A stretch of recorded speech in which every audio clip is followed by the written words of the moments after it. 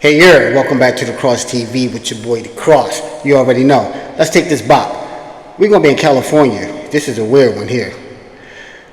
Apparently, there was a young man that was found dead inside of a police car outside of the police station. Yeah, but the crazy part is he wasn't arrested. He was arrested 3 days prior and released.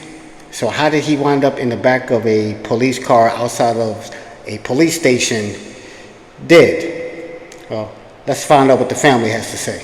San Gabriel Valley tonight. Investigators in Azusa are trying to figure out how a man died in the back of a police cruiser while it was parked right outside the station. Fox 11's Laura Diaz, she's live there with the developing story tonight. Laura?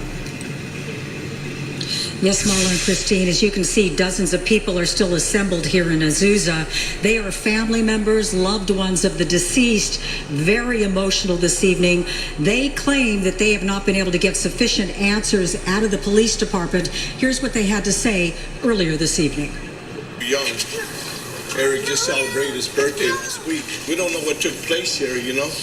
We know this is where he was found in a car, and he was pronounced deceased here, you know, in front of the police station. Doesn't make any sense to any of us. Keep praying for the family. Thank you guys for being here. Very emotional here. At one point, they asked us all to leave, even though we had been called here. But a lot of people gathered here today. You can see the emotion displayed. 37-year-old Eric Valencia is dead just days after his birthday. Family members stood in front of the police department. They wept and embraced over an incident that they call tragic. Facts are hard to come by, but family members told Fox 11 that Valencia was found unresponsive in an unoccupied police vehicle yesterday morning, shortly before 5 a.m. That car had been left unlocked. It was supposed to be serviced. Now, reportedly, paramedics had tried to save him when they discovered him yesterday morning, but they couldn't. And according to a family friend, Valencia had been taken into custody for a DUI, but released for lack of evidence. This is according to a family friend. That was March 23rd, 3 days earlier. The family tonight is demanding answers of what transpired during that time. And of course, we've been trying to reach out to the police department. I asked them on the phone. No one got back to me, but there was this formal statement. The vehicle had been left unlocked and it should have been secured. Azusa police personnel were not aware that the individual had entered the vehicle. He was not in their custody. I mean, there you have it. Okay, I pick him like, well, how did he get inside? It doesn't matter if the car was left unlocked. A lot of us do it a lot. We forget to lock our car, you know, just move around like we forget. But the thing was, the car was about to be serviced, so it probably didn't have anything in there, and you know, somebody just left it. But on his own, he got inside of the police car. For what reason? That's what they need to talk about. They demanded the police for, you know, answers. They probably just like us, confused. Like, how did he get in there? Why did he get in there? We released him 3 days prior.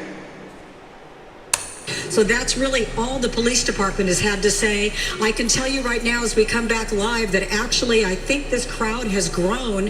When we initially got here, there were about 30 people. At one point, it ballooned up to about 50 people, I would say, who all described themselves as family members or close friends of the deceased. But people want to know what happened. They've hired an attorney. They also said that they had filed a missing persons report during that 3-day period when they couldn't find him.